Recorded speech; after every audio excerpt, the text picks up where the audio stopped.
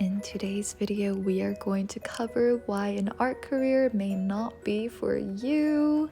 And if you like what you're seeing right now, you can see more of my art on my Instagram account and Twitter. You can also support me directly on Patreon, where you can also get early access to my videos.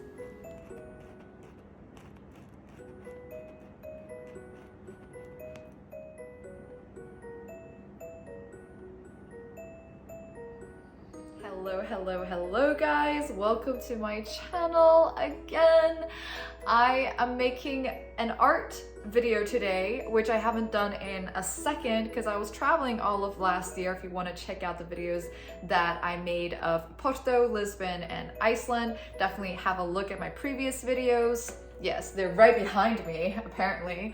And I'm actually gonna be coming out with a Japan video because I was just there snowboarding, etc, etc. So it would be like Japan during winter kind of video. So definitely stay tuned. You can subscribe to my channel to make sure you don't miss out on any videos. But y'all, I am an artist, so it is time for me to share some of my wisdom, some of my knowledge, doubts, insecurities, anything useful for any of you who are thinking of pursuing an art career today. That's the main crowd today. This is a very specific video. Usually I like to keep it a little bit broad, but no. If you are thinking of pursuing an art career, this is for you and why you shouldn't. I think it's really timely for me to make this video right now because the last year challenged me in so many different ways. It really, like the universe was just like, okay, we're gonna take you completely out of your comfort zone and we're gonna really check and test if you love what you're doing and if this is the career path for you. And so right now I am here to kind of share some of the reasons why this may not be the right career for you. Of course, you know, take it with a grain of salt. You know yourself the best, so disclaimer. But this is my personal experience. The first reason is you like creating, you like it, but you don't obsessively love it. You have to passionately love doing this.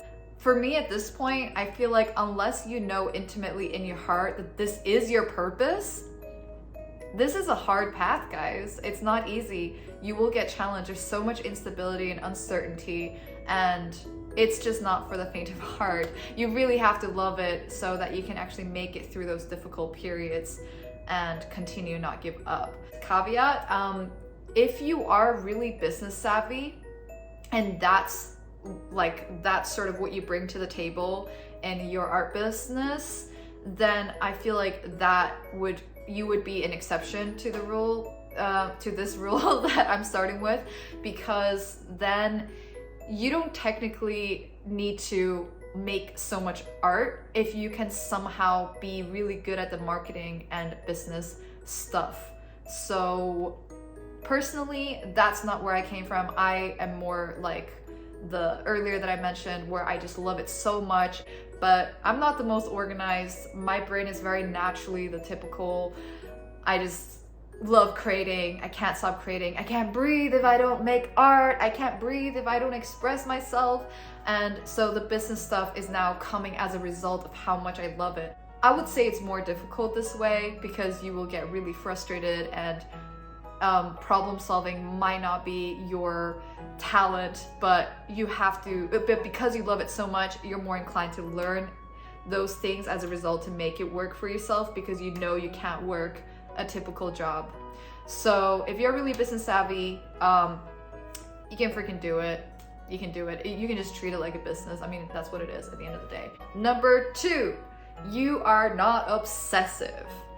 What I realize a lot of artists share in common is that they tend to have an obsessive quality. You have to be someone who is willing to just spend, or not willing, because having an obsessive quality is not necessarily a choice. You just kind of are that way for the most part, but you'd have to be willing to spend a lot of time basically building this business. I mean, if you think about building a business in general, it takes a lot. You have to constantly have that fire to continue learning what you need to learn to make it possible, and add on top the fact that you're also producing the products yourself. So instead of finding products, distributing, like finding products that have already been made and just like being an entrepreneur and being just really good at marketing and sales, right? That could be your talent.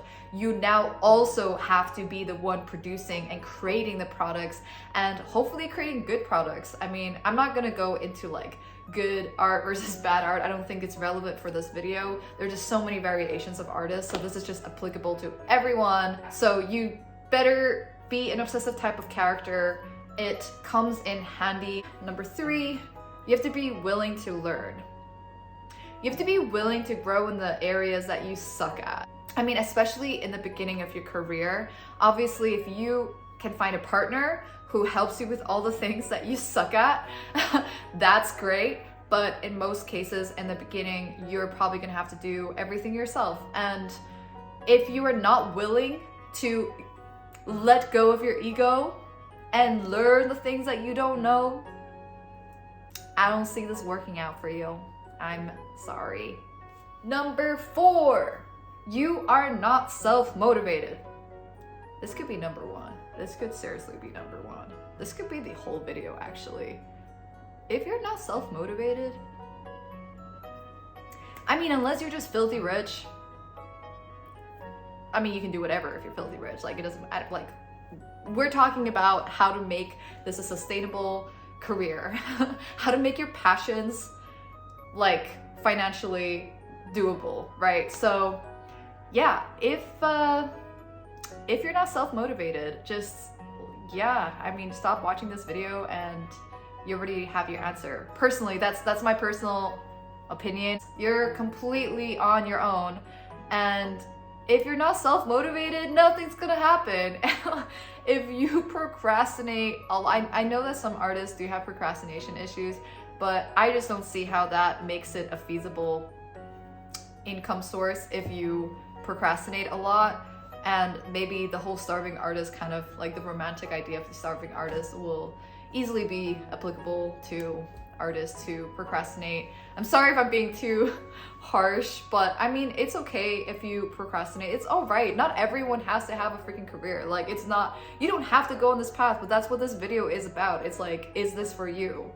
And I mean, again, specifically, do you want to make a living off being an artist? Number 5 for today. There's a lot more I can get into, but these are the 5 that I can think of at the top of my head that I feel like if you don't have these, like, I mean, in terms of the learning part, you can kind of develop. Some of these you can develop, but I feel like at least have 3 or 4 of these. They kind of bleed into each other, so it's not like they contradict each other. So most likely, if you have 3 or 4, you can learn the other aspects of what is required to make this your career. But okay, number 5. I'm blanking out. Oh yeah, okay. So if you don't have some form of financial backing, this is super real. I'm being real in this video, guys. I don't want to be any other way. So this could mean you having had a job and you have now a savings from that job that you can lean on to pursue art. This can also mean that you are pursuing art on the side of a job so that you can financially sustain this while you develop your art business. This can also mean that you have a parent that you can lean on for a second while you're starting off.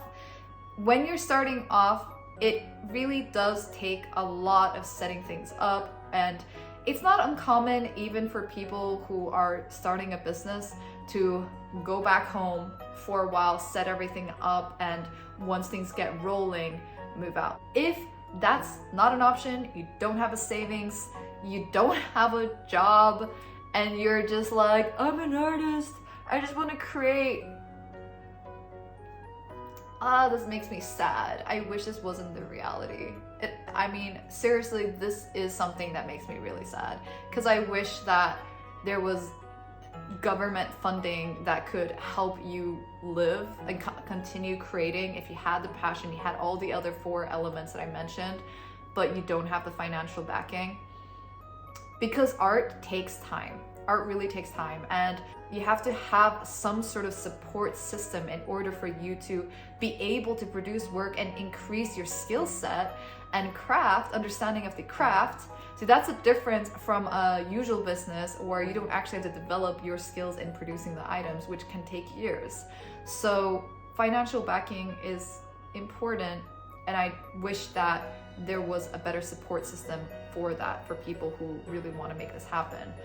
So kind of ending on a somber note, but that's the 5 reasons why you shouldn't be an artist. And I'll make a video on why you should be an artist down the line when I'm feeling like it's aligning with my mood. But yeah, like I said, I felt challenged last year in many ways, and it's a very common thing from all the artists that I've spoken to feel these doubts from time to time, where you have to reevaluate things, how you're doing things, if this is what you want to do.